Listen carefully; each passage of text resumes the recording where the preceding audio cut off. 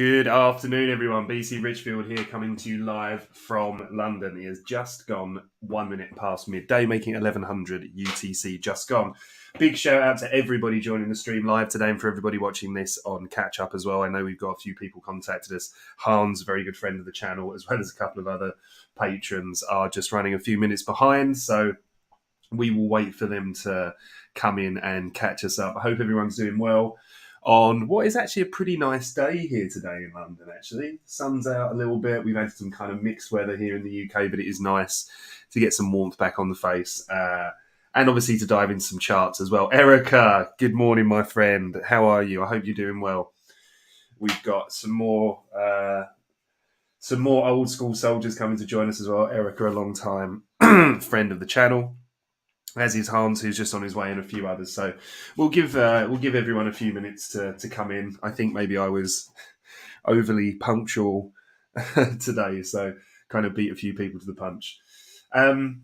Awesome. So look, while we're doing this, we're going to look at some alt requests today. We can potentially look at some FX pairs and bits and pieces as well, or any kind of legacy market assets that you guys are interested in. Whack, good morning and happy Wednesday, mate. So let's just, while we wait for people to just float in, let's just take our high time frame view of Bitcoin, right? So I got the weekly chart up here, and really obvious as well, as we go on, do a couple of live streams every week, this thing isn't going to move along particularly quickly. But it's really, really important to frame our context for what we're looking at, right? So when we're looking at what's drawing price to the upside here, well, we've got this swing high over here, right? Why are we interested in that one? Because there's stops resting above it, right? So people that were short here have buy stops resting above here. Breakout traders and algorithms that trigger when this level gets broken, ideally with strength and volume, it's normally the case, will then start to open more buy positions, right? And if you're an institution, or if you are someone that has the buying capacity, large buying capacity, the selling capacity, then you can use all of those buy orders to fill your sell orders and ultimately reverse the market. Ricky, good morning. Gio, hey buddy, good to see you on the stream again. So all I'm doing is I'm looking at these kind of, well, I tell you exactly what it is that I'm looking for. On any time frame, I'm looking for price to reach for a untapped high or low, yeah, or an inefficiency in the form of a fair value gap, right? Now, there's other things that we make considerations for, like order blocks as well, and the particular premium discount range that we're trading in, which actually is something I want to cover a little bit more for you guys today as well, and certainly in terms of how I use them. Whack, off to sunny London for a few days this weekend. Awesome, buddy. Have a great time. Weather's a bit changeable, mate, at the moment, actually. We had the Singaporean weather last week, which was particularly hot. Let me have a quick look for you, because it has been very on and off. Just a little bit windy, mate. Early 20 degrees Celsius, maybe a little sprinkle of rain on Friday, but Saturday, Sunday due to be kind of a bit of sun, bit of overcast. Although, to be honest, the heat and bits and pieces in Singapore, I've been fortunate to go through a couple of times. It might be quite a nice, breezy relief, mate. Super Shogun, hello, brother. Good to see you as well. James 14, good morning, good morning. Good afternoon, Seb. And there he is, my man, Hans. He's in. We've delayed a little bit, and he is in, kicking it up like an absolute star. My laptop is looking to kiss a wall. Mate, I think we've all been there. And Nit as well. Hello, mate. I will. I'm going to make some time this evening and get back to your DM and take a little look at that analysis that we've been discussing. So, great. I think we've got a really, really good turnout at the moment. So let's crack on. If other people come in, obviously we're going to look at alts and that today, guys. So we're going to pick maybe sort of like 2, 3, maybe 4 if we can squeeze them in. Also FX pairs if anybody's interested in those. Been doing a lot more FX trading recently, so really happy to share any kind of thoughts and explanations on that. And in fact, what I've done that I thought might be quite interesting today is I've actually saved my recent kind of trade setups across a couple of FX pairs that we can check out, and also some recent stuff on Bitcoin as well, to kind of just share with you the kind of how I've been looking to kind of tune into the market recently. Now, with Bitcoin, really, really simply, we've got the fair value gap up here, which is drawing price higher in order to rebalance this. What else do we like about this? Well, we have our premium discount range here, right? Which for me here is this leg top to bottom, right? Why? Because we took out liquidity above this high and below this low. Price ultimately then went to complete this leg to the downside, broke market structure here heading up. So what I'm making an allowance for is this. Right now, I just do it as a little dotted line so that it's not, it's not too obtrusive on the charts. Otherwise, it kind of just gets in the way a little bit. But if we were looking at this as premium and discount,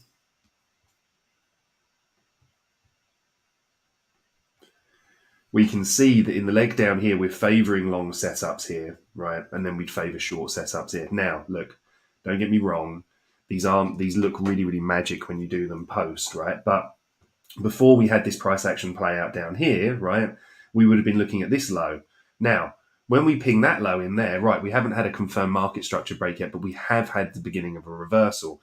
So what it allows us to do is we split the range. We say to ourselves, well, let's think like institutional buyers. Let's think like smart money, as ICT would say it, right? Which is, if you want the very best risk to reward, then going short from up here makes a lot of sense, right? Because you're wrong above here. You've got clear invalidation and you've got good downside potential. However, going short here doesn't actually make a lot of sense, right? Because realistically, we have to put our stops above the price swing high here. Either that or price could reach up into either of these inefficiencies and take us out. And then our downside potential really is here. Yes, it can be lower, but we have to make an allowance for, our nearest and cleanest target point. So what this allows you to do is add a little bit of extra confidence to your trade setups, and it gives you a little bit of extra confidence as well, right? So when we completed the range down here and we started setting these white candles, well, then we can immediately identify the fair value gap that's above, go on to the lower time frames, wait for this to play out, look for short positions, right? And that's how we can get involved in the charts. Now, when price fails to break this high, it comes back down, sets a low, lower high, lower low.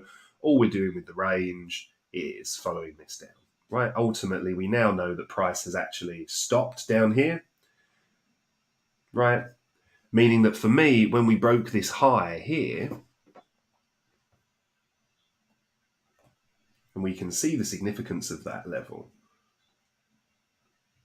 if we zoom in a little bit, right? There's significance here. Look how price stopped perfectly there, impulse move through it, support, run on the stops, below these lows, into the inefficiency, into our fair value gap here, big expensive move higher, right? Then what happens here? We notice there's quite a lot of similarities, right? If we take this higher here and draw this across, we can see how price had this big impulse move through it, left this inefficiency, this fair value gap, and then price is coming down, right? We find support here. What do? Deviate or drop below this low to take out the stops before another expensive move higher. So we've got this line drawn across here for two reasons, right? One is it was a target for us, right? And it worked very well. When we set that high, we expected some kind of withdrawal from here, and a consolidation, which is what we've been watching out on for the streams for the past few weeks. We can see here that after a big move like this, you often get these small bodied candles. Big move here, small bodied candles, right?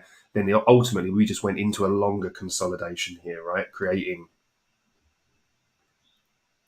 this bull flag.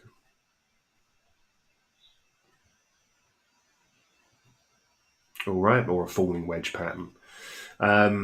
Now, I'm not somebody that trades patterns a lot. If that's the kind of thing that interests you, Burb is exceptionally good with them. Bast, trader, who I work with as well, is brilliant. But Axel Kaibar, I think, is probably one of the best that I've come across. However, with the patterns, what's really interesting when you see something like this, for me, I'm thinking of it slightly differently.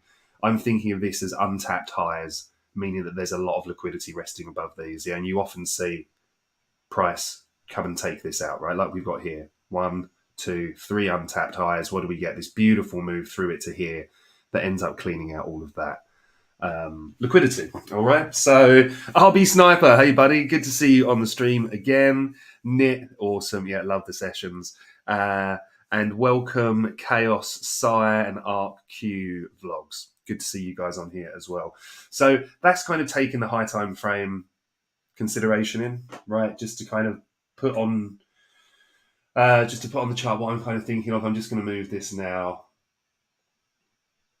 just down to slightly less obtrusive range. Okay, so what we're waiting for on the weekly scale is price has come back down into this. We're waiting for a little bit of a deeper retracement down into the fair value gap here, which would be, for me, then you can start looking for long setups in here. Okay. However, something that I think is always worth noting as well is looking at the movement of these legs, right? So ultimately, from here to here, then down to here, following expansion was here before consolidation, and now this one's kind of halted here. So why have I done this? What is possibly of interest here? Well, looking at the length of these moves, right? Long expansion, consolidation, pretty much, I would imagine, very similar length to that one here. But now we notice that we've had a deeper corrective move here, yet a shorter expansion, right? Now, we can't look too much into that on its own, but it can be the sign that a trend is starting to lose a little bit of strength, all right? You can also use Fibonacci's to measure that as well, right? So when you're looking at strength on a trend, you want to see shallower retracements and then longer expansions, right? As the retracements start to get deeper. This second one up here looks like it's going to be pretty close to kind of a golden pocket as well here. No, not quite. Let's have a look to the top. Not far away, but just a little bit. So we came down here and again, still holding the 0.5, right? So it's showing strength of the fact that it's not retracing deeper. However, this expansion at the moment and the fact that it's holding up here is definitely something that I'm watching, right? So if we're going to drop down onto our daily chart, take a sip of tea, 1 second. Back on the breakfast tea today. Been experimenting with different green teas recently, just because I've started to drink my own body weight in tea, so I can't imagine that's a good amount of milk to be inhaling. So as we go down on the daily, we get so much more data, right? Now, as we're here, like we were talking about, I know a lot of people see this as support and resistance, right? Which is absolutely fine in terms of a concept, just about consistency of using it. Now, the reason I've drawn the line like this is I do like to anchor this, to a wick.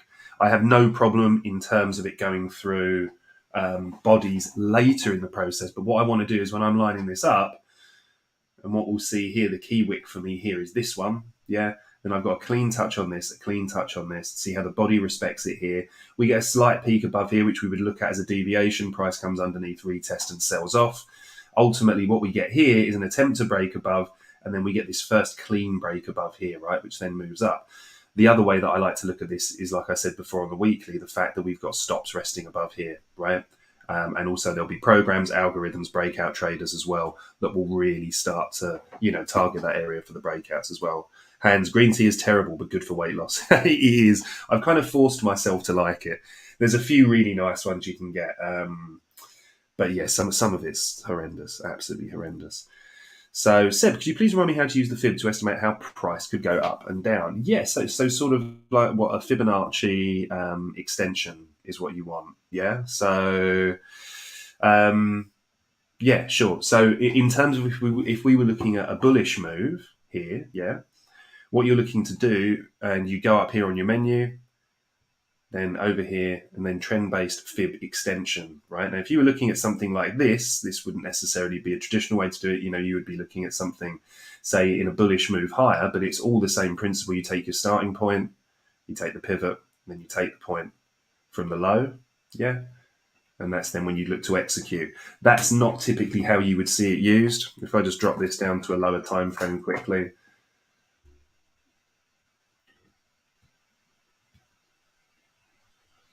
here we go. So what you'd be looking to do here, just as an example, and the reason that I've dropped down to an hourly here, guys, is just because we've got a lot more price data, so it's a lot easier to pick a key point of interest. So we've got this low, right? Then we've got this high. So if we want to measure an extension, if we're expecting continuation or even a reversal here, then what you want to do is anchor to this point, yeah? And then you drag the fib up to this second point, which is the higher, and then you drag it down to the low here, yeah, before the move higher, right? So there's your high, there's your low. Then when you break market structure up here, right, you target the 1.618 and then the 2.618 then becomes the next logical target. And this is a way that you can use Fibonacci extensions to project price targets, all right? And the opposite would be true if you were looking to go short, right? You would just do that. But just say you're up here, for example, right? Then you're going to take your first line. Oh, did I use the right one? Yeah, your first line here, which is the high. This is the low. And then you drag it up here to the lower high. And then you can see your extensions here. You come down to the 1.618. Ultimately, you wouldn't have stayed in for price reaching the 2.618, although it did perfectly. You know, look at how the bodies respected that. But before that had happened, you can see how strong the reaction was here at the 1.618. Not something I use a lot. I used to use it a lot more like historically, but not something I use particularly much more now. I'm using internal and external liquidity targets in terms of looking for where stop losses are going to be resting in terms of targeting. Oh, Nipah, green tea with lemon and a squirt of honey in a jar. Whack it in the fridge, pour over ice. Oh, mega summer chill drink. That sounds awesome, mate. I love hot honey and lemon. Obviously, being a Londoner, or, well, being British, we need more hot drinks than we need cold drinks. It's normally not the heat that's taking us down, although we moan equally about both, right? So Bitcoin, in terms of what we're looking for on the daily, let's just pop back to that very quickly. And then, guys, have you got any alts or FX pairs that you'd like to take a look at? And we'll start doing some charting on those, right? Run through what we were talking about before. And I'll also just quickly, before we finish this up, I'll show you my recent setups for Bitcoin. Because I've been using a lot of breaker setups recently because I've been finding that price hasn't been, the volatility has meant that price hasn't often been retraced into the fair value gaps, meaning that we've been missing a lot of setups. Now, as I always preach on the stream, and I have to practice what I preach, or it's the only way to build consistency, it's taken me probably about 6 to 8 weeks now of seeing that start to fail a lot more, the deeper retracement into the fair value gap. I've collected the data, analysed the data, realised that it's becoming a trend. So therefore, I don't change my strategy, my approach, but I've changed my entry trigger, right? So I'm going to show you how they've been setting up. But just quickly, for anybody that's interested in the high time frame thought process here, just going to turn the weekly off for a second just to give a bit more clarity. We can see this larger weekly fair value gap here, which I've been looking for price to retrace to, has these two daily fair value gaps above it as well, right? So let's just pop this off for a second. And now we can see this nice and clean here, all right? Now, ultimately, we can see that price is just kind of ranging along here. Hey, buddy, how are you doing? Chaos Psi, exotic. That is about as exotic as we get here in the UK is a cheeky bit of green tea. It's not true, actually. London's a very, very multicultural place. I've always loved London for that. But yeah, green tea's the ticket. But I'm sitting here today with a nice cup of Yorkshire tea. Yeah, Seb, also as well, guys, what I'd always recommend, whether it's me or whoever else you're listening to, is don't take the stuff completely at face value, right? I'm not saying that I'm here to mislead you. I'm not, but you might misinterpret something I'm saying. At the end of the day, I'm only sharing thoughts with you on my journey that led me to become a full-time trader, right? So I'm not at any point suggesting you guys come and you take this stuff and you implement it yourself. But from a learning perspective, whatever you hear from anyone, and this isn't out of disrespect, and any trader worth their salt will tell you to do the same, cross-reference it, find other people teaching it, look into it, find trusted sources of it, make up your own mind, because there's certainly a load of different ways to look at trading and a load of different ways you can be successful, right? But always try and get validation. And also in this game, you are really, really, really going to want to fall in love with data, right? Because data is going to be the real kind of make and break your love of data and crunching numbers and back testing. Sol USD, awesome. And Litecoin, look, they're flying in now, right? Sol, Litecoin, beautiful, beautiful. Right, let me finish up on this one quickly. Guys, keep your recommendations coming, and then we're going to take a look at those after this. So, daily, where are we? Still in this kind of consolidation, right? we can in fact see here, as I was banging on about before, did I stupidly get rid of this? No, I didn't. Brilliant. Right, so let's extend these bad boys out.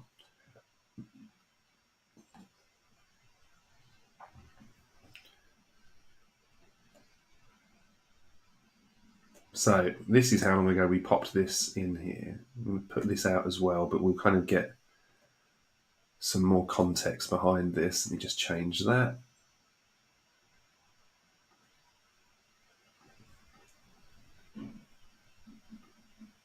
And then we've got this here. Right, so basically on a daily scale, this is what we're looking about, all right, in this consolidation. XRP or US, oh yeah, sure, of course. XRP, ARB, XRP, ARB, and if we get time, the US 30. Beautiful, thanks guys. All right, I think that's given us a good one to get on. We've got 4 there, and then we'll get on to the US 30 at the end as well.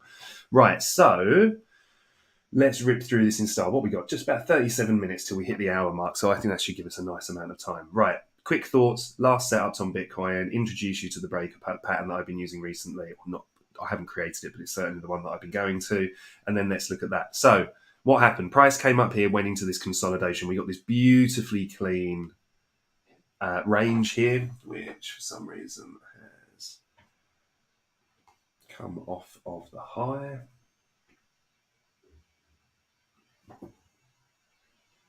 Just reattach that to there. Beautiful. Right, so daily consolidation, fair value gap below. I still felt like we were going to draw down into this, to be honest. I felt like if we wanted to see continuation, if we wanted to see healthy price movement, yeah, when we come and we set these inefficiencies like we've done here, right? Order block, inefficiency, this range here, 50% is roundabout here. Price draws back down. See how it fills in the fair value gap, the inefficiency here, draws into the order block. Beautiful, nice, constructed price action, right? Really, really healthy price action. When you have these big impulse moves, these inefficiencies, the market wants to rebalance those, all right? So that's what we always want to be cautious of. So our 4-hour inside, it's a daily inside bar taken off the daily candle, but we were looking at it in terms of our 4-hour range. Now, as with any range, our expectation is that if we deviate the highs, yeah, then we visit the lows via the midline, all right? So what we do is we take our Fibonacci, we anchor to the top of this high, draw this down, and then we can draw in a midline here, all right? And when you do this, you'll really, really notice, or really start to notice, how well respected these midlines are, right? For me, a lot of the amount of computers, algorithms, and machine learning that's in trading these days, it makes a lot of sense, even more sense to me than it ever did, that price trades in ranges and to really clearly definable areas. For me, when I'm thinking about setups, I'm thinking about strategies, I'm thinking, what could I code a computer program to do? Yeah. So you can't have very loose, very kind of subjective terms. You need to basically say, you need to define, okay, well, what's a high? A high is a center candle that's flanked by 2 lower highs. A low is a central candle's low that's flanked by 2 higher lows, right? Something like that you can program. Excuse me a minute, guys.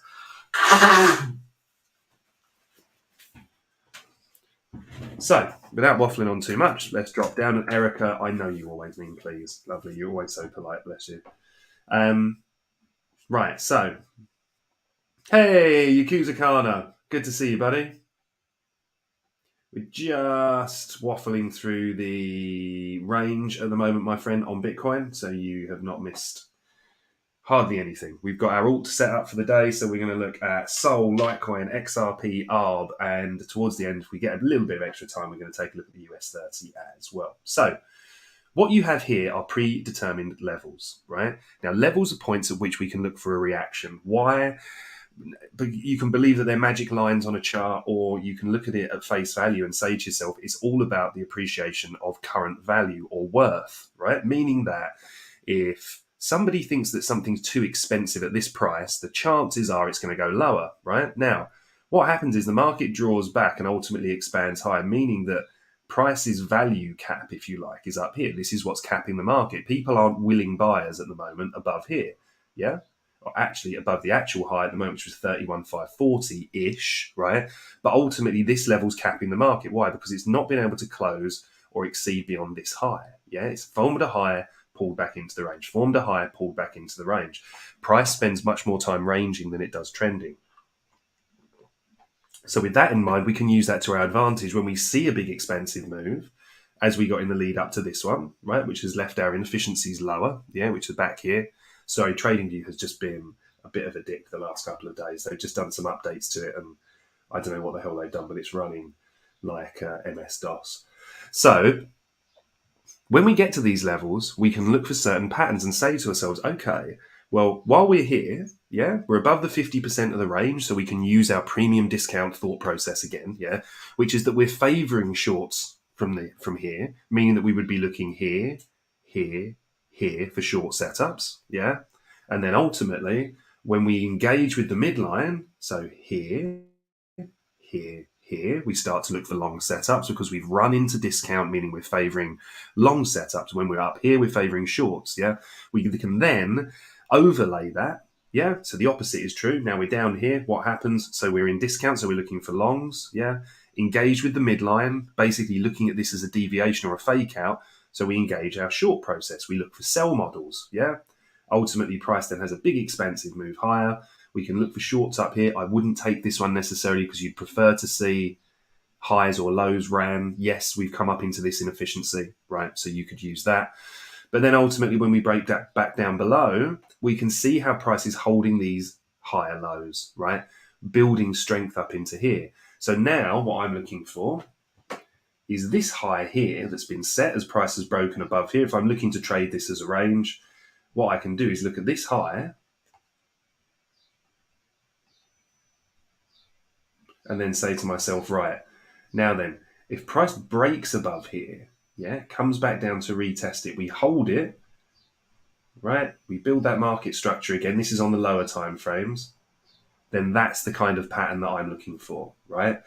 I want to see an impulse move higher, right? Meaning that a big, powerful move higher. Then I want to see this level hold.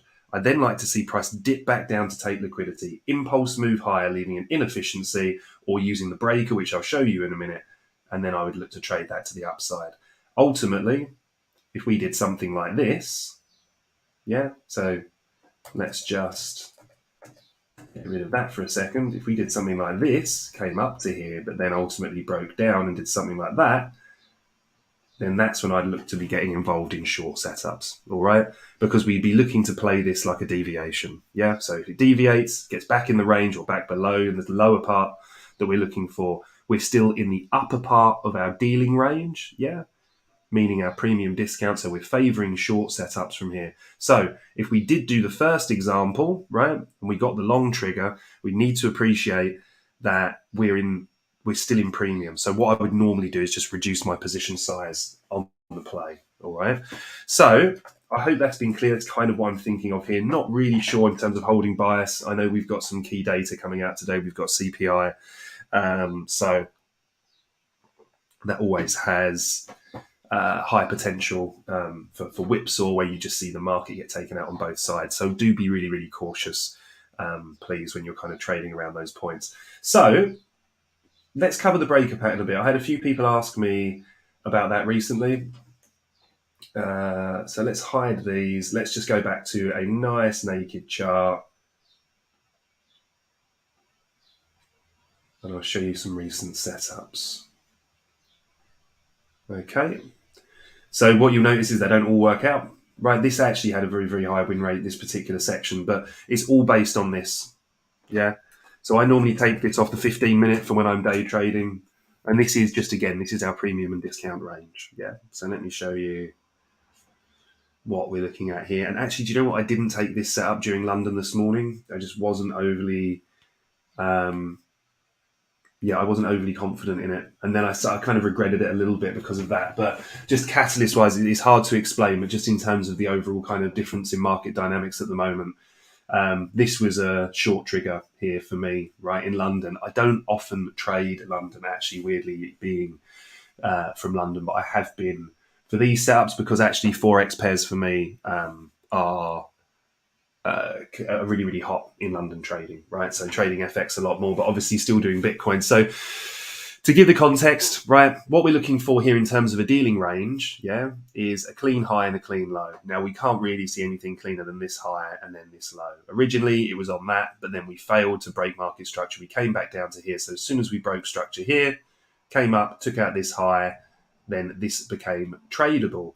Now, these can be a little bit subjective in terms of picking these, but something that you can add into this to help you out is you're looking for something that's also taken out liquidity at the highs and run liquidity of the lows. Yeah. So then when you cleared both of those out, basically what you're doing is you're making a new dealing range. And this is a concept that I learned from ICT's original mentorship. And it really resonated with me because think how like algorithms and computer trading systems and anything that you can program would look to try and find levels. Yeah, it makes sense. You've taken liquidity from the highs, you've run liquidity from the lows, you've cleared out stops on both sides. The chances are price is then going to range. Yeah, so all I'm doing here is saying, okay, well, in the bottom half of the range, in discount, we're favouring long setups. In the top half of the range, we're favouring short setups. And then what I'm doing is overlaying that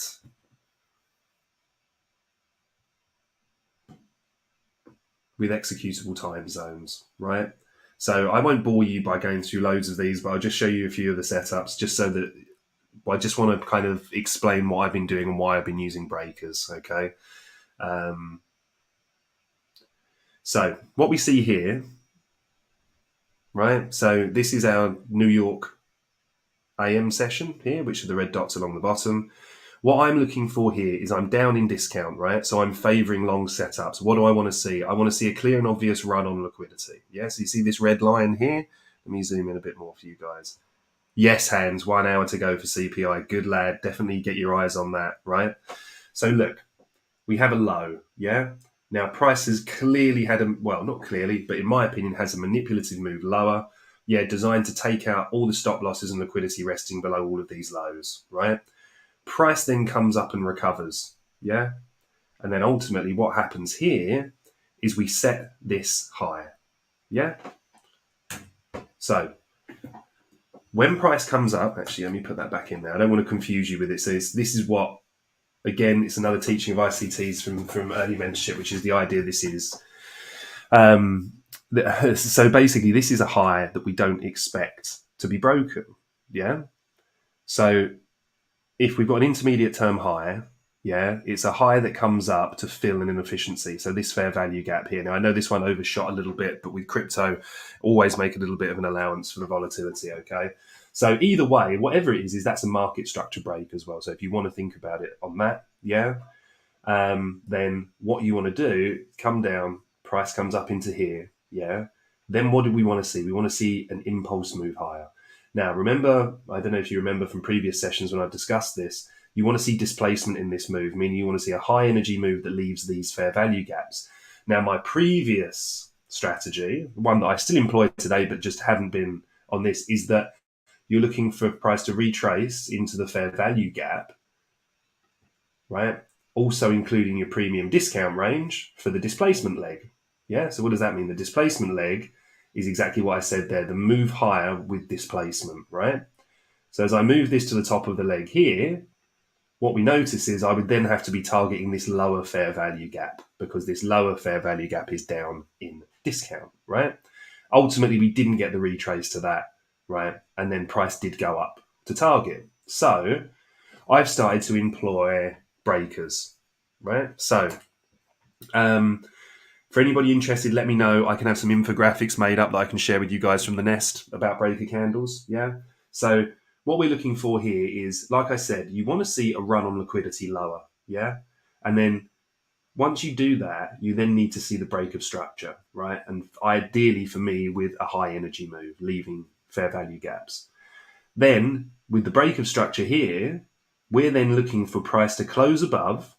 We're then looking for the up candle that led to the run on liquidity. Yeah, so you can see this candle's high to low is drawn out across to here. Now, when this candle closed, this one right here, the limit order gets set on that line. Yeah. And then as price comes up, dips back down into that triggers our order. And then a lot of people will trade this very aggressively with stops directly under the breaker. For me, I target the price swing low. Yes, it does eat into my risk to reward. But ultimately, it's a decision for you, and it's something that you need to test, right? And then you've got to look across here to the left, right? And for me, I took this breakdown point. So where the low was violated, so we had the high, we had the low, lower high. This was our break of market structure. And as we can see there, that lines up across with the top of the range. And we just dipped above that, right? So normally what I'm doing is I'm taking a lot of profit here, sometimes 70, 80%, running it to that at 2.7R and then holding some in case we have runners. But at that time, moving my stop loss off to entry. So what you'd notice is we closed 70% here. Price ultimately retraced, took out our stops at entry. No problem, right? We've booked some really, really good profit. And therefore, we're in a position to move forward. Now, for a short setup, right? You can see this dotted line here, which represents premium. So remember what I said. For me, some people will want to see the setup really take place in here. But for me, I like these because I see them as a deviation, right? Price runs up, sweeps these highs. Yeah, remember like I said? And then what we want to do is we want to see that impulse move lower. Now, this was a really, really interesting one, right? Because this move down here, this initial move, right, that took out this low, didn't really have the impulse in it, yeah? We didn't really get that fair value gap. So we then move to the next low and we see this move here that breaks it. We have this beautiful fair value gap in here. So when price closed below it here, that's when we start the breaker candle. Now for a bearish breaker, we want the last down candle before the run on liquidity higher. Then when we close below it, as we did here, we place our limit order on the bottom line of this, and it gives you 1, 2, 3, 4, 5 stabs at getting in. All right. So that's just what I've been looking at. That is something that I use a lot more on FX, which I know I don't cover a lot on the channel, guys, but there's not there's not a ton of interest for it, right? But and also as well, remember that was the breaker candle there. So you're live there. Look how it absolutely respected it here. So you wouldn't have got stopped out. But as I said, I favor the price swing high, right? I've been taken out a few times trading crypto just because of the volatility. So yeah, I'm going to be doing a lot to get you guys a lot more into Forex because it's something that I've got back into a lot recently. So as soon as I really feel like I've got my feet under the table, as we would say with that again, and brushed back up on it, then I'm going to start sharing a lot more setups. I love trading traditional markets, and especially with these type of models, they're very, very clean. So I've managed to waffle on for about 10 minutes longer than planned, but hopefully, guys, that makes sense. Yeah, so this, for example, was the short setup that I didn't take this morning. Why didn't I take this setup? Because I would have taken this setup, and I always take the setups, right? A couple of things worried me about this a little bit. We had this really, really big fair value gap here in the move lower, which is brilliant, yeah? Ultimately, we didn't break, yeah? This was our, excuse me, this is our intermediate term low, yeah? Or just think of it as your market structure break. Basically, an intermediate term low is just one that's coming down to fill a fair value gap. Because if we've seen the bullish reaction from the FVG, yeah, then breaking below this is almost like a real kind of good representation of weakness. So what were we looking for? This was the last down candle before the move that purged liquidity higher. And then we broke down structure here. So our entry would have been on here. So the short position today would have looked like this, right?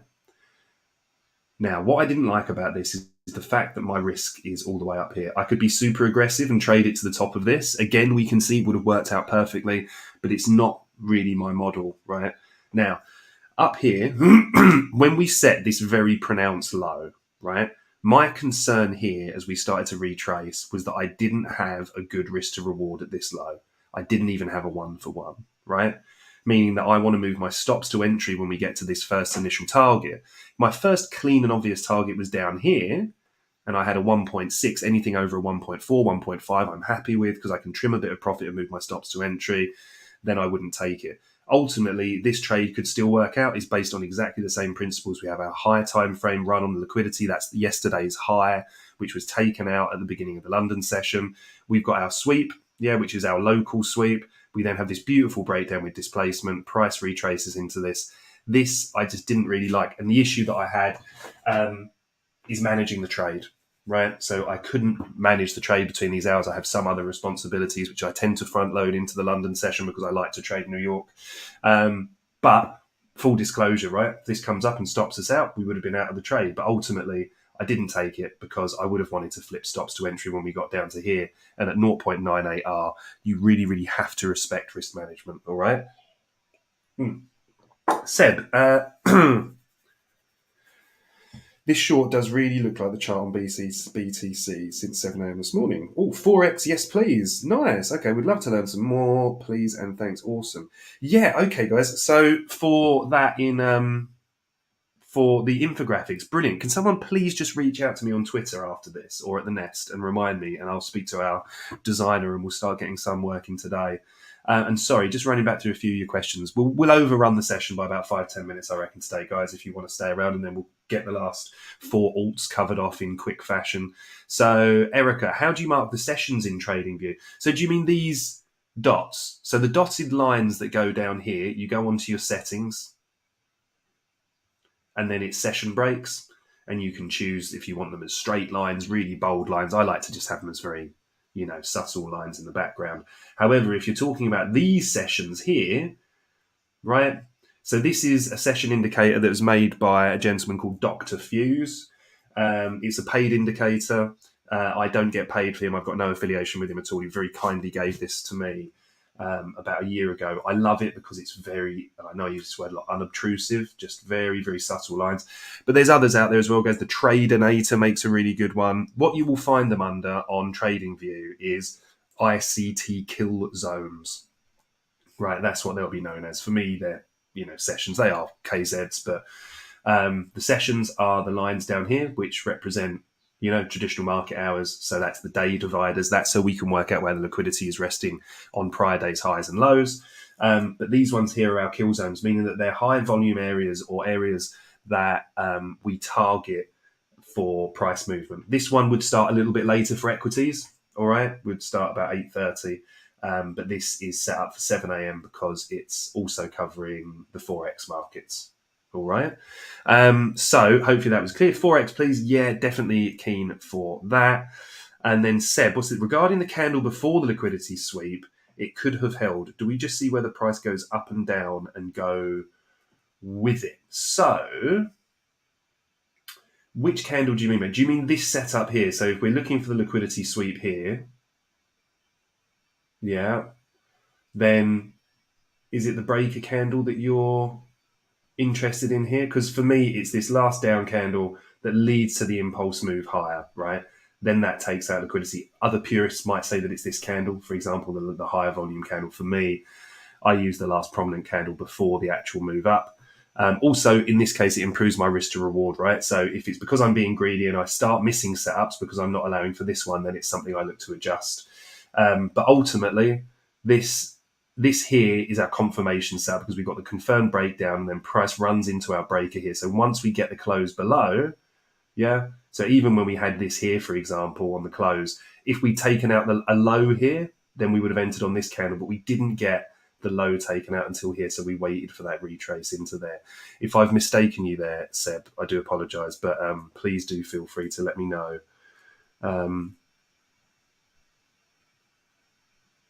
Is the last down candle before the up already the breaker? Yeah, so the last down candle before you purge liquidity, yeah, is the breaker. And again, this is how I use it, right? What I would definitely recommend is going in and typing in ICT breaker candles.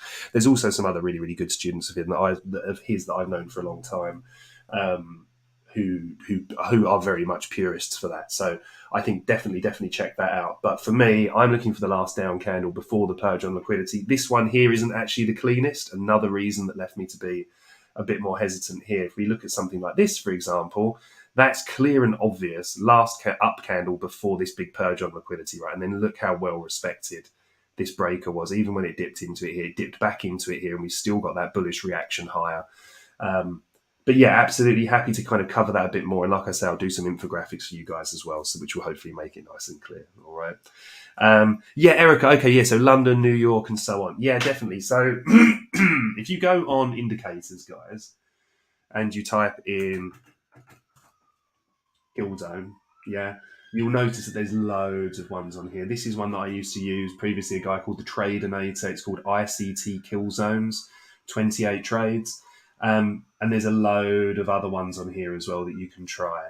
But yeah, I have this paid version. If it's something you're interested in, it's really not a lot of money. I think it's like 70 or $80 for lifetime. Not a lot of money. I know it is a lot of money to some people, but it's, if it is something you're interested in, then just DM me or drop me a message on Twitter, and I can hook you up with a guy that makes them, no problem. But you can obviously use free versions as well, right? So it's something that you can try around with a few, see how you get on. Ultimately, it's about knowing where those times are. All right. So what we're going to start with, we're going to try and rip through these in about 20-25 minutes, and we are going to start with Solana, I believe. Yeah, Sol was the first one, XRP, Litecoin, and ARB. So let's have a look. Ever-expanding list of assets. Let's have a look. Oh, good question from GOT. So if I understood you correctly, then your entry trigger for a fair value gap requires a market structure shift prior to the pullback. Absolutely, mate. And for me, testing this over time, that was a real breakthrough moment. Especially traditional market trading tends to respect it a bit more. But not just that. You want to see, so what you want to see is ideal setup is a sweep on liquidity, right? So let's just see if we've got something on the Sol chart that can give us an example here. Okay, just let's take anything that we've got. So if we were looking at something like this, yeah, we can see we've got a clear sweep on liquidity, right? Meaning that lows have been taken out. Yeah. Now, what we'd want to see here is then an expensive move higher with displacement. Yeah. So this here is our immediate high. Yeah. So it was there and also here. So we had the run on liquidity. Then you see we have this impulse move higher, yeah? That expensive move higher. We've got an ultimate target over here and these internal range liquidity here, all right? So for this move here, I want to see a high energy move. And what do I want to see left in the high energy move is a fair value gap, right? Which we do in grey. Now, the high energy move here, right, and you've got to decide how long you want to hold these positions for. And you'll notice this one triggers in our London kill zone here, right? But ideally, this would have retraced to here. You see this big move takes out. This is our shift in market structure. This is actually a break in market structure because we've got a lower low, a higher low. This move breaks structure. So we're looking for this inefficiency to be filled and ultimately for price to head up. Now, working out how long you keep those positions open for, because when you do this post analysis and you've got everything, you'll sit and say to yourself, I'm a genius because I would have held it to here, it tags it perfectly, and already I'm swimming in profit, right, with my target over here. However, when you get rid of that and you start seeing price action play out like this, and you just miss it here, and you notice that you've taken out one of your internal range liquidity targets, then you start asking yourself the question of, okay, now we're building a different structure here. When price gets back down to here, what's my conviction that price is going to go higher, right? So with that in mind, how do we get that conviction? We move to our higher time frame, right? So we want to frame everything around our high time frame bias. Right, so let's just clean this up. Again, just using simple ranges here, deviation back in the range low to mid, range low to mid, mid to high, high to mid, retest of mid, deviation. See this beautiful over and under, runs liquidity higher into this fair value gap, back below our midline, retest that, sells off. Deviation gets back above, fails just slightly here, but then look at that move lower. However, when we know our levels, we can see once again, deviation of this swing low, price gets back on here, has now flipped that from resistance, yeah, to support, and we expand higher. Once again, we get back above this swing, we can see the move back within the range, closes in, draws back down into this inefficiency in here, and now we're moving back up to the midline. However, That's not really what we need to see at the moment because that's all done for us, right? So if we just want to hide that, and we can start with a clean chart, all right? So if we're looking at a dealing range here, remember, as I was saying previously, you want to see something that's taken out a clean high to a clean low. Yeah, if I'm looking at this on a daily chart, then I'd probably be looking at this high here, which swept liquidity above there, down to this low, right? Again, I've always found that these can be quite subjective, right? Because you could argue that we've swept liquidity here and here as well, and actually that our dealing range is here, yeah? So with that in mind, you look at it and you think, well, okay, actually, then you need to make a decision on how much market structure, yeah, means. And also, you've got to remember that you wouldn't be trading all of this, right? You'd be waiting for this low to be set. So you'd be looking for opportunities within here and within here, right? So if we're now going to utilize this as our higher time frame dealing range, and actually, before we do that,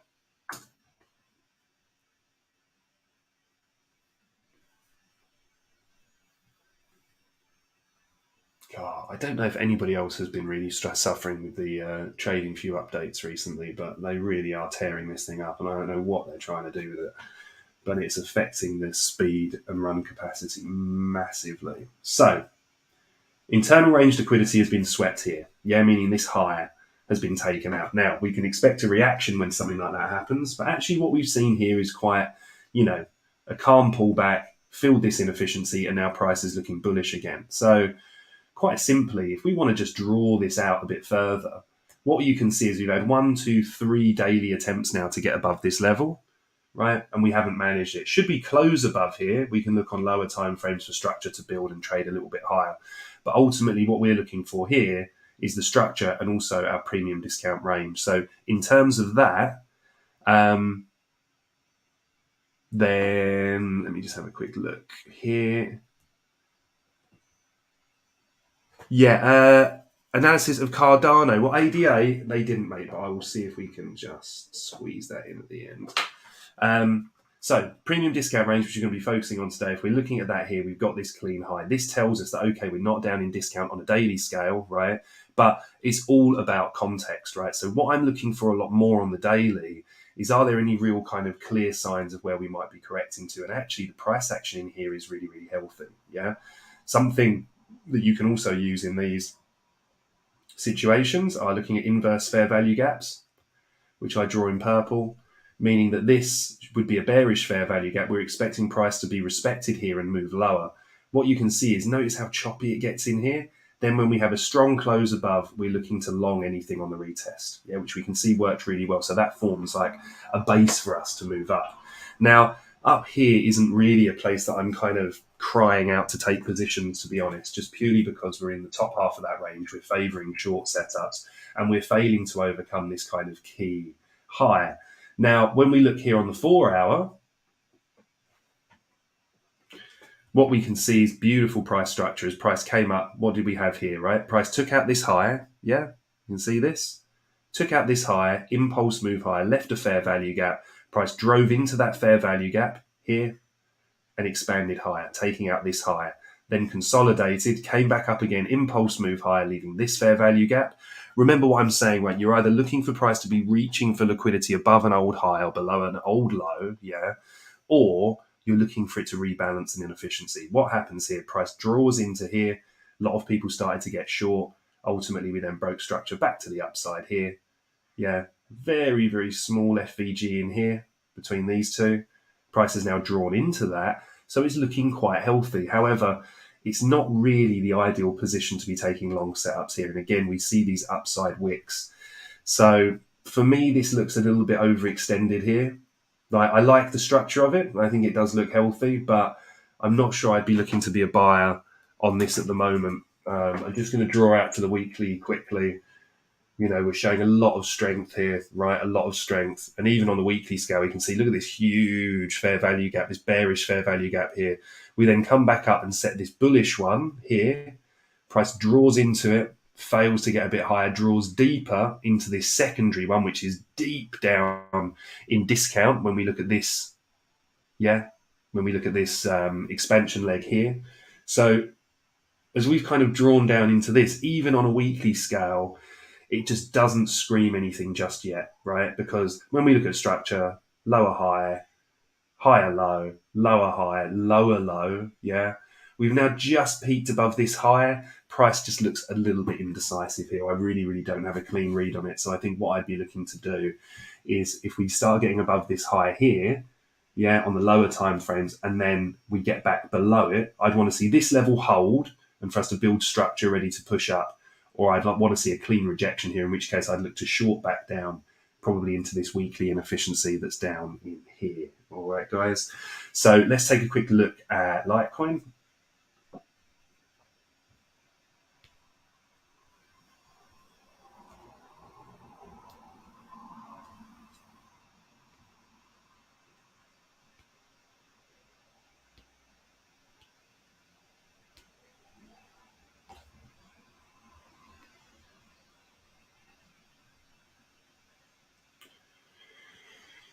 Here we go. Probably just clean some of this stuff up. You can see kind of got rejected here again, this kind of deviation. This is like a high time frame kind of pivot, if you like, right? We're taking the resistance that was found at these highs here, price strong close above, retested into this, then support, whole support area here before this big impulse move below. And ultimately, we're now finding rejections here. Again, if we start to come up and close back above this, then, really, really looking interesting from here. So let's just close these off for a sec and look at it with a nice fresh chart. Perfect.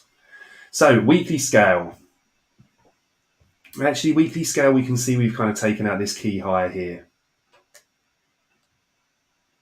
Right, so probably quite natural to see that kind of reaction, that consolidation there. Next key high that we're looking at on a weekly scale is going to be over here. So we want to mark that in. And on a weekly scale, our liquidity to the lows is here. All right. We also came in just, I think, no, we haven't quite come into this inefficiency here, the fair value gap. But, this big impulse move higher and the fact that we just had this down candle here, price action actually looks fairly healthy on here. Oh, hounds, sold short target, TP1, 18.40, TP2, $16. Nice. Very, very nice, my friend.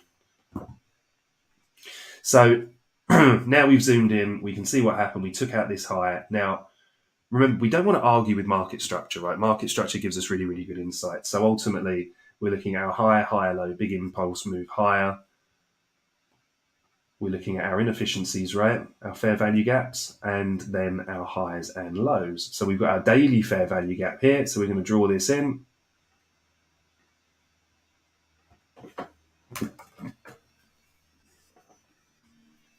Now, price has drawn up here, taken out this high. Now, while we're still bullish, we're looking at price to draw back. Ricky, you're very welcome, mate. If you have anything more specific on it, my friend, please don't hesitate to ask. And then we've drawn back into it here, right? So on a daily scale, we've immediately in front of us got this point of interest. Now, if we're looking at this again, premium discount,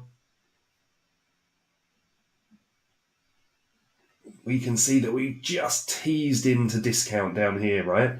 So now if we go into our 4-hour chart,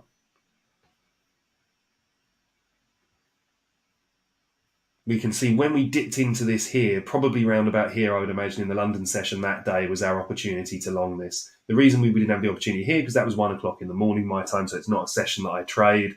We would look to be trading up into these. But then also as well on a 4-hour scale, we can see that we've got this fair value gap above, right?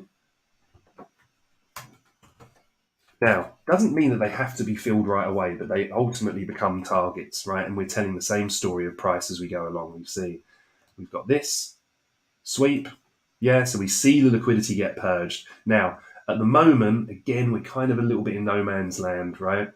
I mean, we've got a lot of relative equal highs here. Yeah, so see here, this high, these highs here, right, and this high here. Those kind of targets are prime to see liquidity runs, yeah. So you could easily see something like this happen. For example, price come up, draw into the fair value gap, break back down, come back below, and then we could look to short. All right. I'm not saying that's what's going to happen. I don't really make predictions. I just look at price action. But at the moment, I'd have to say the draw on liquidity is higher. Yeah. Look at these clean highs above here. It doesn't mean that we won't break down from here, but for me, that's definitely what I'm looking to target. If we now look at this on the hourly, we can see price holding a bit of strength here. Again, look at this nice structure. We took out this high here. We had a run up. We didn't have any. We had this inefficiency down here. Ultimately, we didn't draw down into it. This impulse move higher, though, took out this high. We drew down into this fair value gap and again allowed us to take longs, attacking the high that was left here. So that got taken out and then we held structure.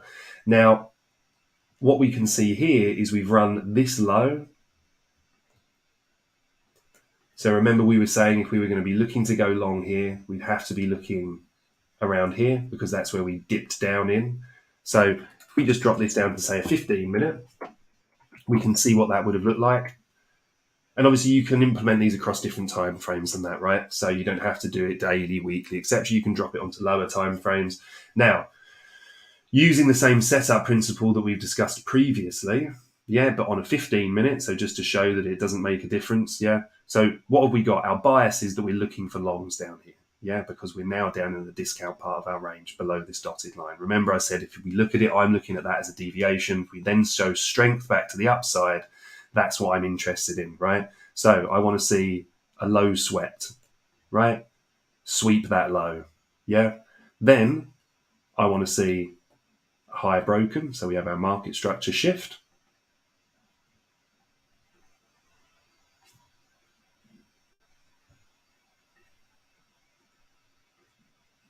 And what else did I say? An impulse move higher, leaving displacement. We see the fair value gap. Now, again, this is a really good example of how we're not always seeing these retracements back down to these inefficiencies at the moment. So that's why I'm turning to the breakers, right? And I found this a lot more successful across crypto and also with Forex. So once again, our last up candle, yeah, before the purge on liquidity lower, you want to see something ideally that's got some good volume in the body. It's where the buyers were. They've now been taken out. Liquidity's been generated. Impulse move higher. When the candle closes, remember above this level, we set our limit order and the next candle tags us in. Yeah. So our long setup would look something like this. We're tagged in on this candle here.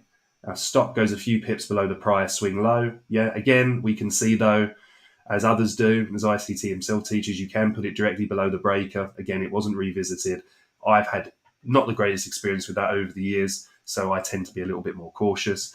And really, actually, the lovely thing about this is really our kind of cleanest initial target, right? That's where the stops are resting. Maybe sort of this up move here before price came down, which you can see price did have a little nibble at. Yeah, see these wicks? But if I'm thinking that that's my first realistic target there, like I said, you want this to be 1.4 ideally, but 1.3 is okay. Because at that point it gives me the opportunity to take a little profit or certainly enough to cover my fees and then from here move my stops to entry, meaning that if I'm wrong or if I've only caught the wrong part of the leg, it comes down and takes us out. If not, we have a decent target up to here. I don't tend to always go right above the highs because sometimes you can get a little bit front run, but that's how we'd be looking for that. So keeping that in mind, let's look at recent price action, right?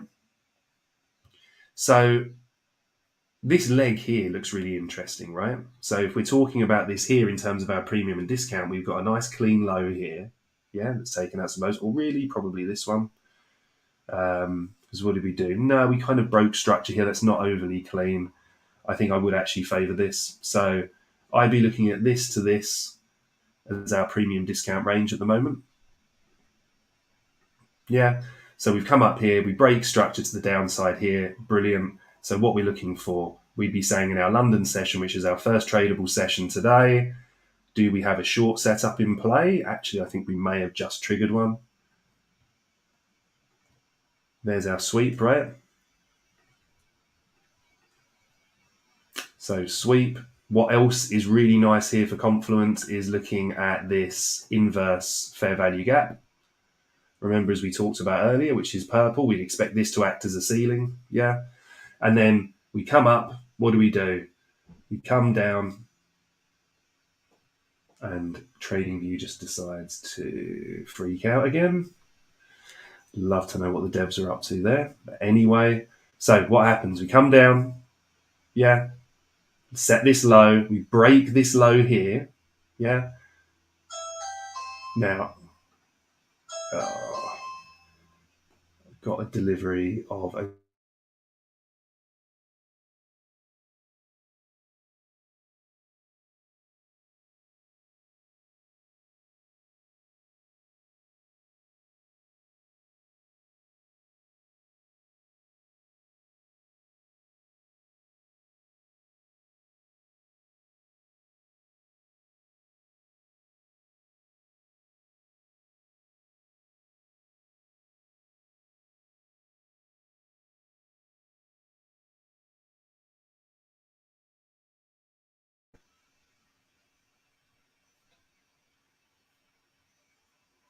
oh, how are we doing, guys? Are we still there?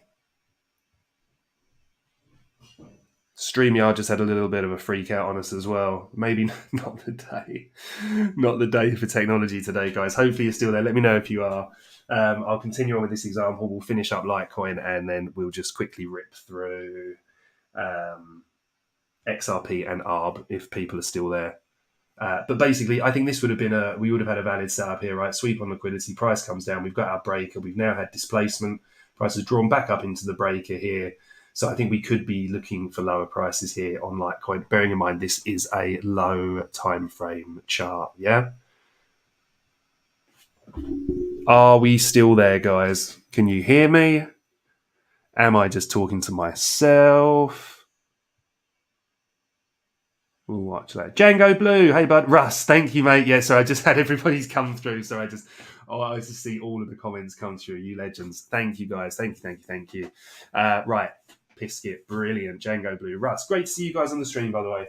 And thanks for the confirmation. So that's what I'd be looking for there, right? That's just based on a 15-minute dealing range, yeah? Now, if we just zoom out very quickly and we look for confluence to add to that theory, yeah, then we can be looking in here and saying, okay, have we got any really kind of key things, any breakers, any order blocks, etc., that we might be drawing up to, all right? Thank you, Yakuza Kana.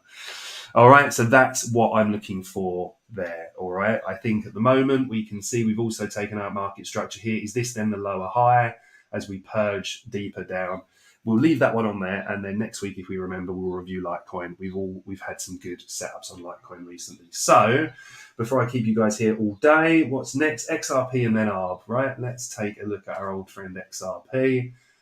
A good friend that I met or made when I met them over in Paris, Dusty XBT, I think is his Twitter handle. But Dusty, brilliant guy, really super smart, big fan of XRP, and basically was telling everyone to buy it when everybody else was really against it, and he was absolutely spot on, the lad. Really was. Nit, bless you. So zoom out to our daily. To be fair, I'm going to blame some technological issues as well, why we've run over so heavily today. But yeah, I'm not really sure where the little wig out came from StreamYard, but I know the devs at the back end of TradingView contact us to say that they're doing work on this on the platform at the moment, and it really has been pretty tricky. So they do an amazing job overall, though, I have to say. So XRP daily, where are we? Let's get this nice and clean. You can see the test data. Right, here we go. So now we're looking in here. What's price's story? What are we looking at? Well, actually, we're kind of in a bit of consolidation here. Something that's quite obvious when you look at this is looking at something like that, right? And again, cherry pick that a little bit because that body's kind of closed here, but not in terms of an SR kind of thing, but you can just see prices trying to reach higher, right? But it's continually setting lower highs, right? And then lower lows along here as well. Higher low now, but that just means that we're ranging into a form of compression, in my opinion. So I think if we're looking at a kind of SR level, we can see resistance, flip to support. This whole area kind of acting as support along here as well. But actually, it really is quite efficient in terms of that. We had this fair value gap here, right? and then price drew up into this. Let me just draw that in for you super quick.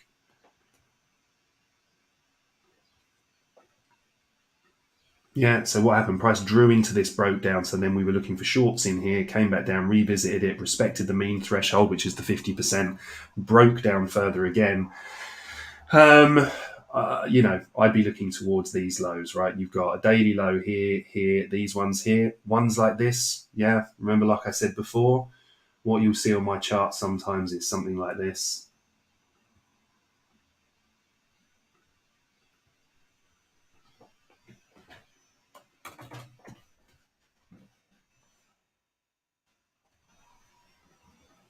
Right, and that's just to signify that we've got untapped lows down here, meaning that price often loves to flush towards those, right? So let's see if we've got a little bit more clarity on the 4 hour.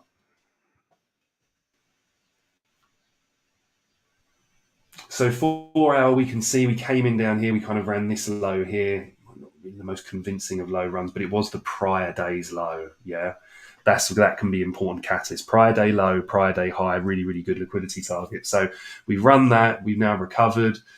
Where could price be heading here? It's a very, very tricky one, right? Because I think I would maybe throw a little bit of bias towards this, purely because we can see here this was a bearish FVG. We drew into this. We would look for short setups in here. Price ultimately traded away, took out that prior day's low, so the prior day's low, had a bullish reaction. And now when we've cut through this, yeah, we would look for retests of this here to go long. Yeah. I'm not sure that would have worked out in this occasion. It doesn't matter. You always got to be transparent, guys. Always be honest with yourself about what works and what doesn't. You might lose 50% or sometimes 60, 70% of your trades with certain systems. You look at Burb with his swing trading system, he will lose, 7 out of 10 trades or 6 out of every 10 trades easily. But the risk to reward on the setups that he wins makes him incredibly profitable, right?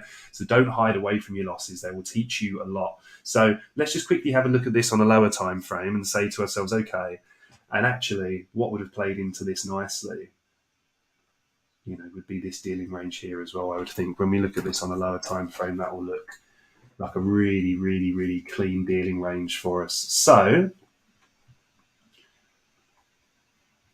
yeah, see this nice clean low, nice clean high. We can see it's taken out liquidity below the lows, clearly run above the highs. Then when price breaks structure down in here, we can start looking at this and favoring short setups. Yeah. So with that in mind, from here, we'd be looking for shorts, yeah, because we will need to get the range time to set, yeah? So it comes down here, and we can see where it breaks structure here, yeah? So we've got the high, higher low, lower high, higher low, lower high, and then when we break that, we set the lower low, right? So everything from the London session here is in play.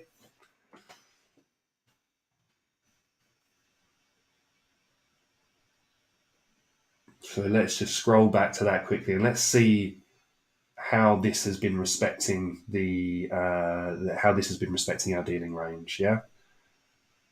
Because then that will give us conviction as we look back through the dealing range. If you look at the setups that took place within them, then it helps give you that little extra bit of conviction in terms of looking at how they're going to be playing out, right? So this is where our range started. We come up. This is where we set the high of the range. This is where we broke structure. So it's this London session here that we're looking for. Let's see if we got a setup here for the short. So remember what we're looking for, guys, yeah? Or what I'm looking for, sorry, certainly. And not to impose on any of you, but I want to see a sweep of the highs, which we get here. Right? And then I want to see the last down candle, before that purge higher. Now, what's quite tricky with this one actually is this. That for me, I can't really account for that as much as I'd love to, because you could say, oh yeah, well there's the down candle pricing, break of structure, price retest it perfectly here. That would be a very aggressive one to take, but ultimately I think that's maybe what purged the high here. Unless you're taking the more local high of this one, I like to favour on what's clear and obvious. So I don't think if that happened in real time, you've got the displacement, you have a return, it's a very valid setup, and you would have had a sick risk to reward. But actually, just complete transparency, I would have really been thinking here that that's engaged with that line, so is that. So in terms of a down candle, I would be looking at this one as a breaker. right? Why? Because we have displacement in the move lower, fair value gap there, fair value gap there. We take out this low, yeah, and again, we can see we get a nice inverse fair value gap above, which, as we said, remember, we looked to that to offer as a break. In fact, if we look at our best setups, so we've looked across here historically, right, we've had all of that. Price then breaks, closes below, our limit order gets set. We get 1, 2, 3, maybe 4 attempts to get into the trade. We've got these nice clean lows down here. I think this would probably be the first key point of interest down here. There was obviously a really strong reaction from price down there. So we would be entering here. We can take our stops above here because it's the origin of the fair value gap, right? Or you can take it above the swing high. Again, though, as I said, we can see here that this never got troubled again, the breaker. So you could have a very aggressive entry there, tracking it down to take your profit down here. Beautiful for our trade. And again, I would have closed out the majority of the position here, but I would have left runners with my stops at entry. We can see we didn't quite get to entry here. Price ultimately purged lower, right? But then that's up to you to decide when you would look to take that out. The reason I'd be happy to target that down here is because I'd be looking at this low, right? But what I'd really be looking for here is this. See the inverse fair value gap and how price consolidates before this big move higher? That for me is always going to be a point of interest, this consolidation. So you could have drawn this out to a 6, 6.7, or if you'd had your stops above here, like I said, it's still a good 4R, but I would also still be taking profits heavily here. So with that in mind, I think the dealing range looks pretty good. Yeah. So now we were up here this morning. Yeah. We got a very similar setup, right? Now, I I really need to find ways to engineer some more time on the charts, right? Because you can see here, even for me, I've missed quite a few setups here in terms of this. But it doesn't matter, guys, if you miss setups, right? There's so many assets, there's so many different classes to look across as well. The real main focus should always just be on making sure that you've got your system down and spending a lot of time practicing. Yeah. So again, nice clear down candle here, right? Before we run liquidity higher. Do we get a close above? We get a close below, sorry. Oh, we do, and we just missed the entry. Yeah. We get the close below there, and look at these 3 cheeky wicks. They're just a little bit shy. However, we can see that in principle, it makes sense, right? So let's just take a very quick look on the hourly to see what we're looking at here. We can see we've got that daily balance price range here. So for me, this is really clear now. Now, I'd have to go against my premium discount range a little bit here, but if we don't bounce here, recover structure, in which case then, I think we could look higher, right? But I think if we lose this, if we lose this inverse, which should be acting as support, we come back underneath. I mean, ideally, we would maybe just kind of sneak above here, to get that short setup so that we're actually up in premium. And then we would look to trigger it up here. But that's definitely what I'd be looking for on XRP right now. However, if we hold this, regain bullish market structure, I would take half position size longs. Why only half position size? Well, because when we look at our high time frame, few things. One, we know we've got this big, juicy liquidity target down here. That's those lows, the selection of untapped lows. But also we'd be up here in premium, right? So if we want to go long here, I always reduce the position size a bit because I know the risk to reward elements are against me. Right, so now we're going to take a look at ARB as well. ARB down here.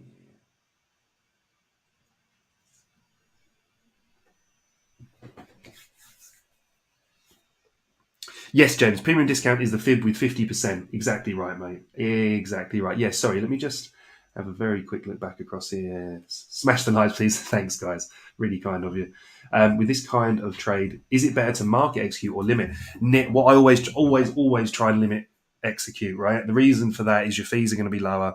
You don't expose yourself to the same slippage, right? So as we just covered with the breaker setup, and we'll look at another one very quickly on here as well.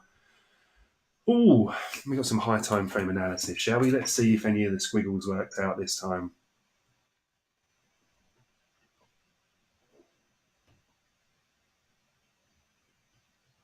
Yeah, not terrible.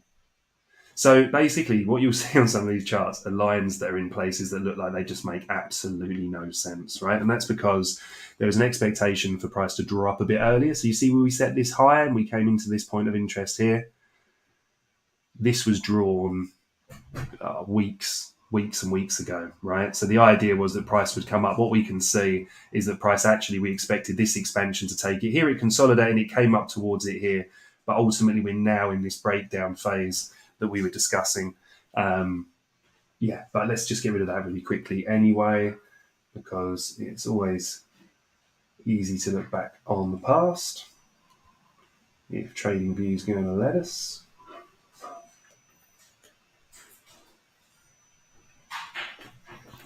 Let's flick to our daily, see if we've got any standout information on the daily. I know a lot of these alts are going to be, fairly similar, but I think it's always worth going through your top down. All right. That immediately jumps out at me. That's just too clean. These lows, right? There will be so much liquidity, in my opinion, resting below those lows, which are sat within this daily fair value gap. Yeah, I think that's going to be a massive target. Doesn't mean that we run them straight away by any means, right? But that's definitely going to be really, really tempting. Excuse me. So let's look at the 4 hour quickly.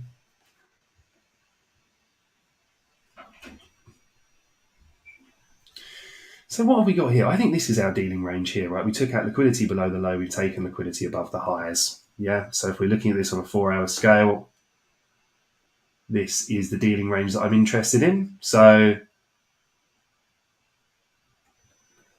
when we came up and set the high, when we came down, we engaged with the midline here, which sets the range for me. So looking back on this now, yeah, we would have had a long day there. That would have worked out quite nicely. Short day there, long day there.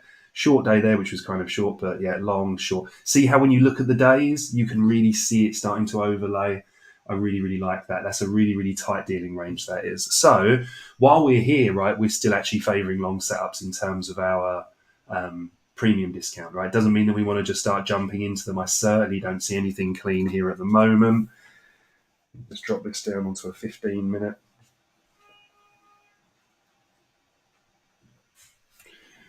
Yeah, so we can see here we had some really, really nice setups. We didn't get anything in London, but then we got this pronounced drop down here. Didn't take out liquidity below these lows, so we wouldn't have got a setup for this, which is fine. We did take out the liquidity below these. We did have that nice expansive move higher. So yeah, we can see the range is working really, really well. Did we have any setups this morning in London? Just not had any sweeps, have we, to go? This is interesting, actually, this one. Really, really, really is interesting. Because premium discount, right? We're down in discount, meaning that we're favouring our long setups. But at the moment, we can just see price kind of ranging into here. There's a chance, actually, we've had a seek and destroy model in here in terms of, if we look at the Asia range, which is, no, Asia would have run up to here, so we haven't quite, but we've taken out Asia's high, right? This is Asia's high here, right? We've run that at the beginning of London, meaning that normally when we get that, we're then favouring short setups, all right?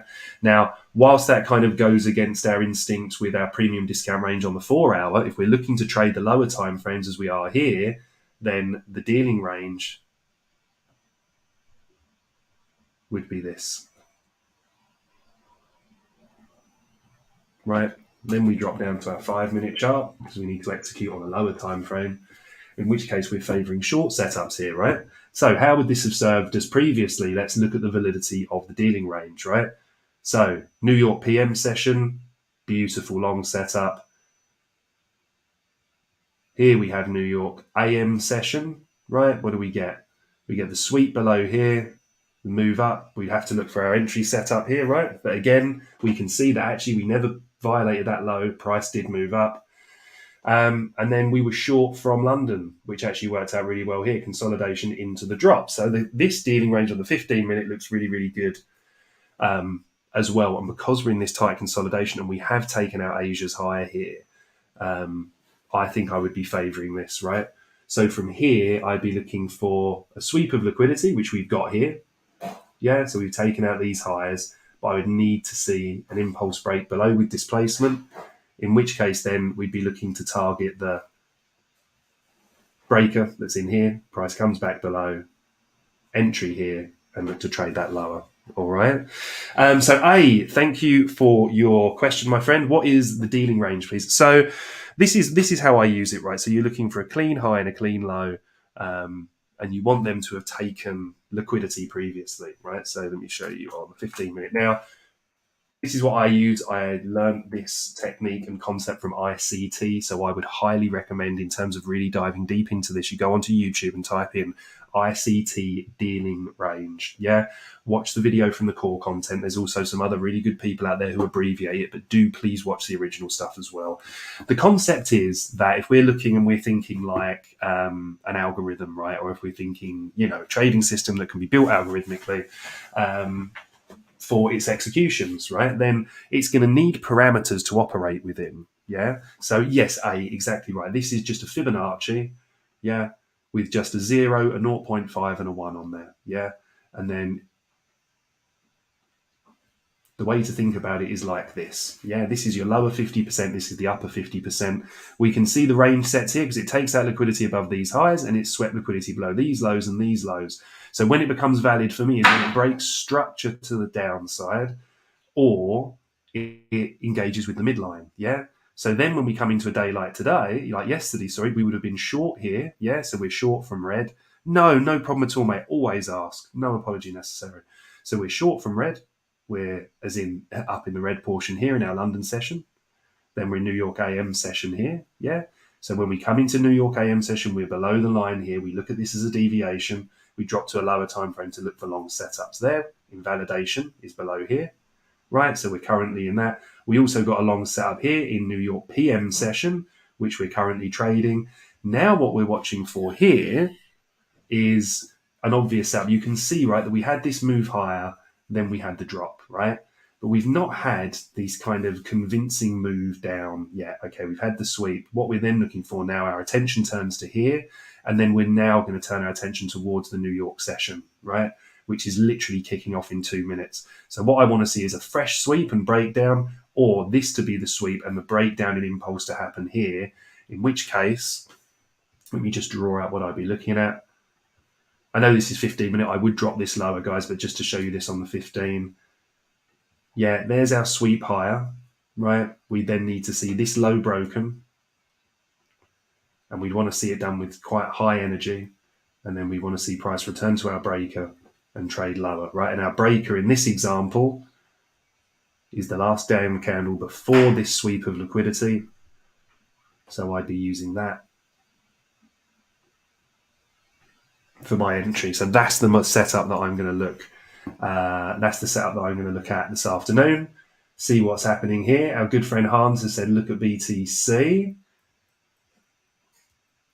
What is rocking and rolling? Hey, Kelly. Sorry, buddy. I did not see you sneak in there. Ahmet as well, my friend. And then Hans with the great information on us because we're looking at CPI today, right? So we've got the print at there. So BTC at 30,800. There we are. Right. So again, what are we looking at here? Now, again, another reason staying out of the charts this morning is CPI print, right? We have to be aware of news events like that. And these ones are highly impactful, right? So your FOMC, your CPI, PPI. Oh, hang on. Let's just reload this quickly.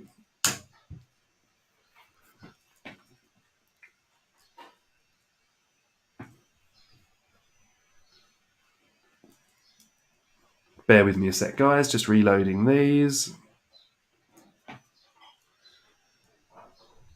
There we go. Screen's back up. Screen's back up. Right, so let's go to our main trading screen here.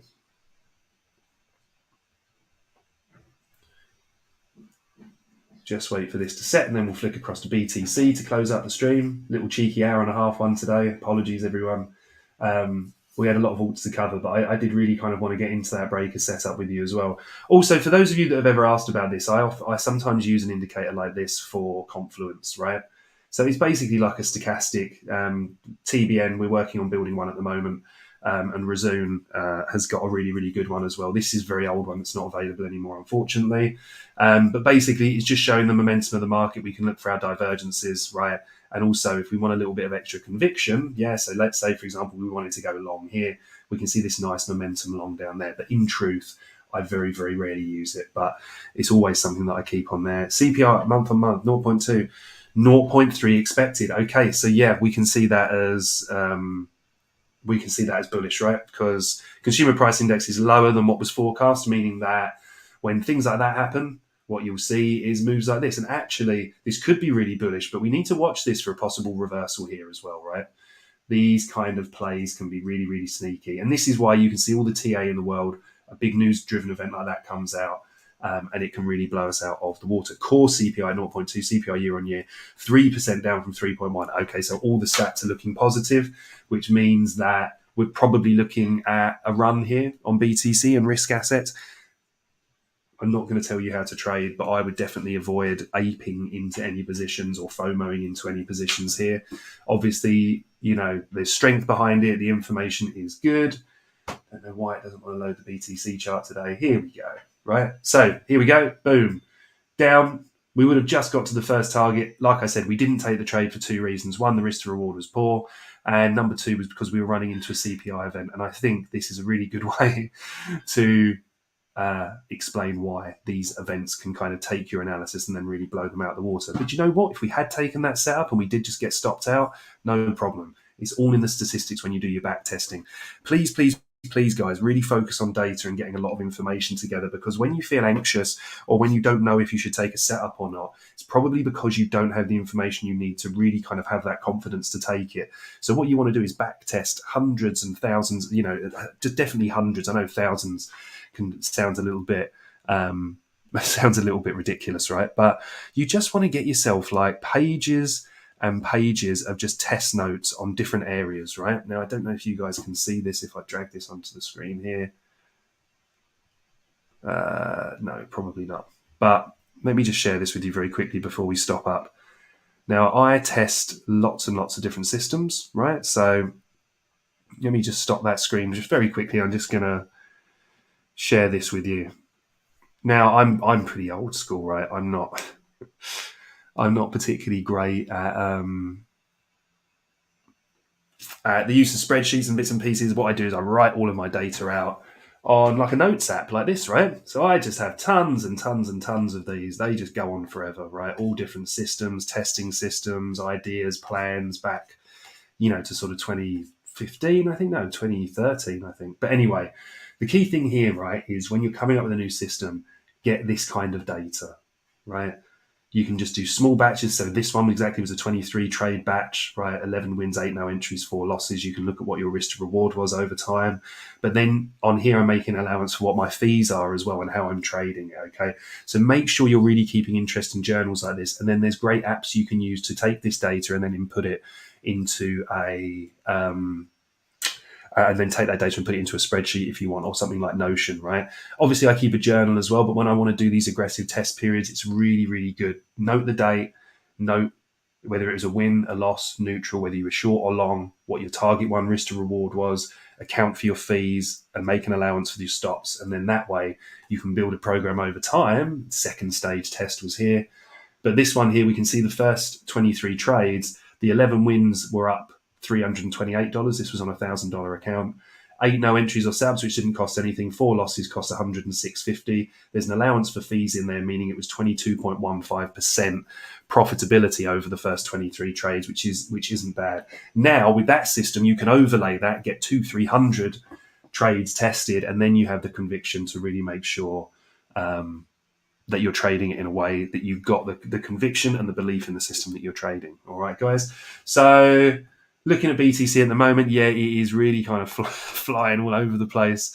So let's see what happens here. We could be looking for some higher prices, but at the end of the day, we've got our levels. On days like today, it's always a good idea to get your head back in the charts, spend some time practicing and revising, and then wait for the news event to play out. And then as we see here, we've just started the New York PM session. So let's see what that gives us. All right. Look, guys, it has been a real pleasure to have you all live. Thank you so much as well for taking so much time. I think we've been live for about an hour and 34 minutes today, right? So hope we covered off what you wanted to cover. Really appreciate everybody that stayed for the length. I know some of you couldn't. It was great to have some new people on there, some real old school faces from all over the world, as well as new people as well. Please don't hesitate to come and grab me over at the Nest. You can find some links in the description for anything from free trials to deals that you can come in on. You can get our calls for free as well. But you can also reach out to me on Twitter as well, guys, right? At BC_Richfield, all right? Huge thanks to everyone. Really love the fact that you come in. Please don't hesitate to reach out with any questions. We're going to be back live again on Monday with our focus on Bitcoin and also with some more education basis. Somebody please do jump on, James. I know you said that you would, but somebody jump on and remind me about those infographics later for breaker blocks and bits and pieces. And I'll have our excellent graphic designer QBS make some of those up for you. All right, guys, have a fantastic week. Have an amazing weekend. Trade safe. Be aware of the news events that are coming out this week as well. And I look forward to seeing you all around the Nest.